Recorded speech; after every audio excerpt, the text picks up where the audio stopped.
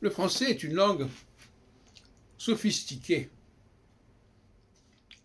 et je pense que les féministes auraient intérêt à ne plus parler le français, tellement c'est une langue qui marque puissamment le rapport entre le français et l'anglais. Alors il y a des limites, on peut évacuer certaines choses, mais enfin quand une langue est totalement travaillée par cette question du masculin et du féminin, soit on accepte sa philosophie, soit on va ailleurs, on va en Angleterre ou on va ailleurs, mais parler français, c'est affirmer des différences majeures. Alors je voudrais vous parler aujourd'hui de la fonction du la en français, LA, qui est l'article défini féminin. Et l'article défini masculin, c'est le. Et quelle est la différence entre le et le la? Eh bien,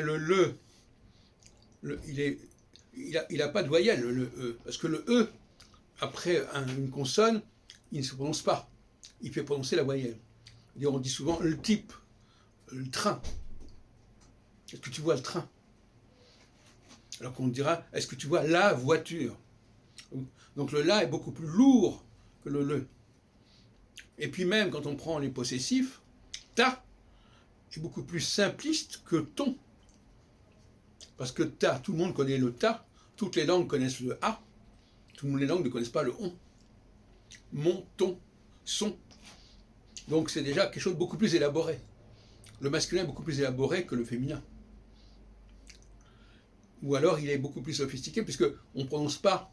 C'est une langue, le masculin est consonantique. Et il se démarque du féminin, on est toujours le la, la. Je la vois. Au lieu de dire je le vois, je la vois. C'est beaucoup plus lourd. Et le pluriel est plus sophistiqué que le singulier. Et par exemple, si on prend les formes plurielles, vous voyez, nous voyons, déjà ça, c'est pas du tout évident à lire pour un étranger. Nous voyons, on trouve déjà ce on dont on parlait tout à l'heure, avec le ton, le mon, mais vous voyez, il faut savoir aussi que, donc dans le nous voyons, on n'en prononce pas le N, ni le S d'ailleurs, et dans vous voyez, on ne prononce pas le Z. Donc, voilà. Alors que si je dis tu chantes, ou il chante, c'est beaucoup plus simple. Donc c'est une langue beaucoup plus structurée, avec des marqueurs de genre, des marqueurs de nombre qui sont très marqués et qui par conséquent sont essentiels à la structure de la langue française. Et c'est comme ça.